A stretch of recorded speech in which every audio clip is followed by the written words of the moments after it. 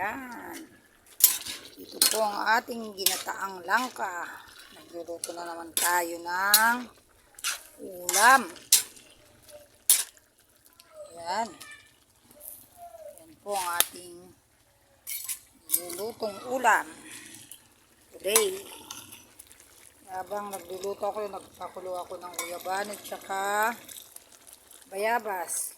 Ito po yung aking iniinom sa umaga tea. Gamot po yan. Ay, sarap ng gata. Tingnan natin doon sa kabilang ating mga niluto.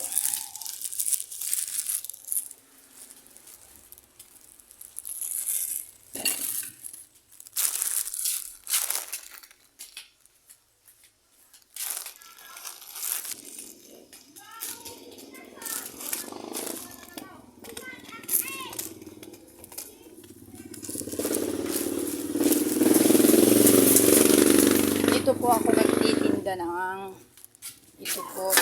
nagtitinda ng mga ulam. Ayan po ang ating mga ulam. Bangus, ito yan lang po. Hindi pa po ako naluluto pa lang kasi ako ng ating mga, ito po ang aming place, kakabsat. Ito ang aming lugar. Ito po nagtitinda po ako, nagtatanim all around. Ayan. Ayan po ang ating mga ulam.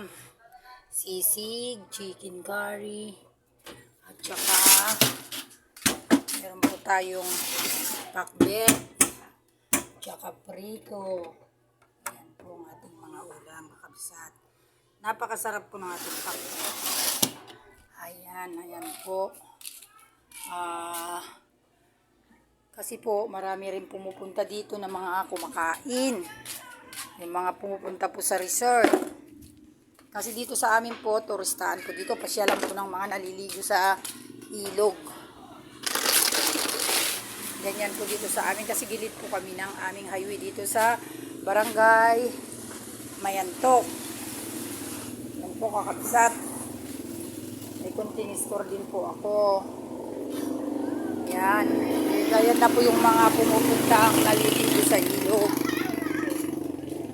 Back to tayo, tignan natin ang ating niluluto, kakabsat. Oh, itong aking pusang aga-aga pa natutulog ka muning. Bakit di ka pa kumakain?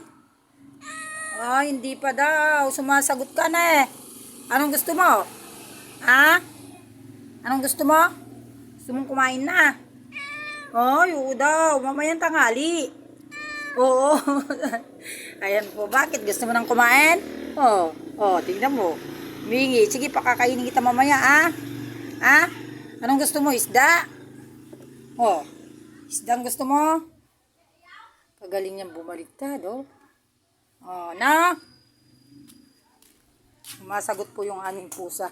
Yung aming pusa kasi minsan, alam nila yung nakakaintindi sila pag kinakausap ko. Ito ang ating niluluto. Ito naman po ang ating sabaw. Kakain niya po kasi nagtitinda po kami ng kunting ulam sa karinderya.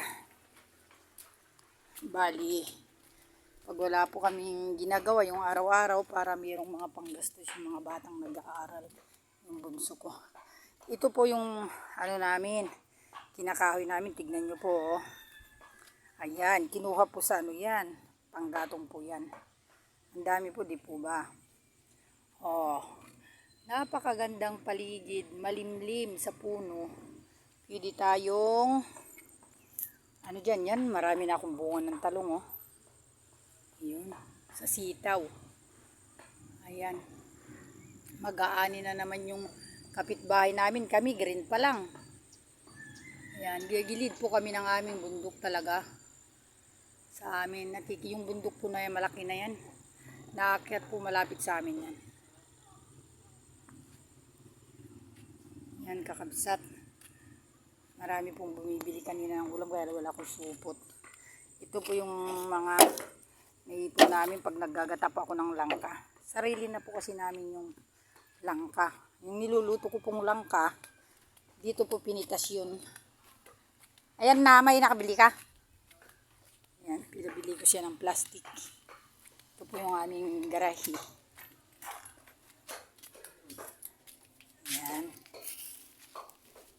Plastic po ng ulam. Kasi naubusan tayo eh.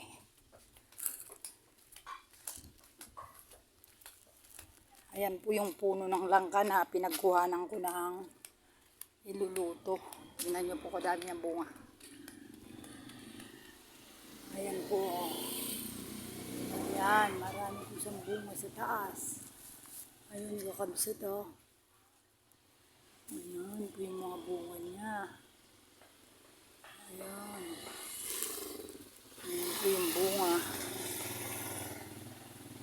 Ayan po yung bunga niya. Ayun kakabsat. Ate iti paglalaak iti. Dito ako namimitas ng mga niluluto ko. Sarili na naming tanim. Kakabsat. Gilid po kasi kami ng aming kalsada. Tingnan niyo po yung mga bunga niya. Ayun. Ayun po yung mga bunga. Oh, di po ba?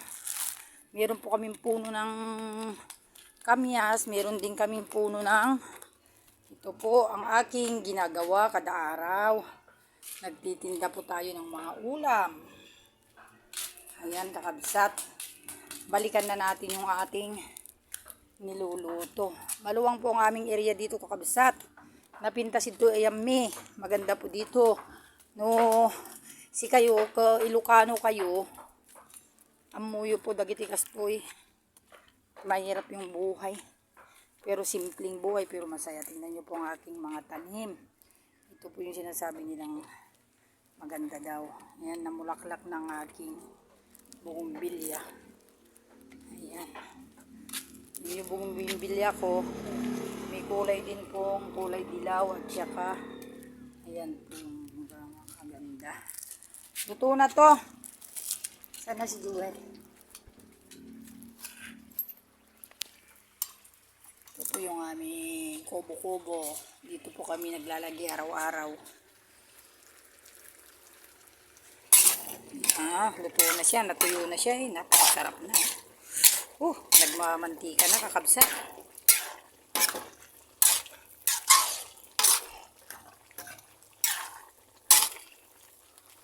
Pabuhatin mo nga ito.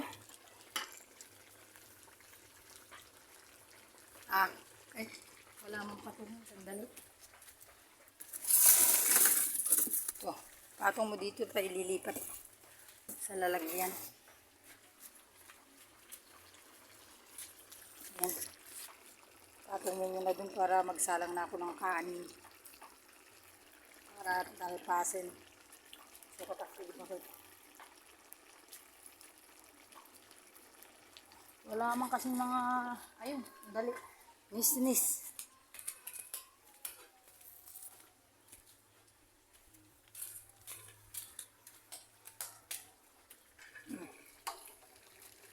Try this one, gelatin.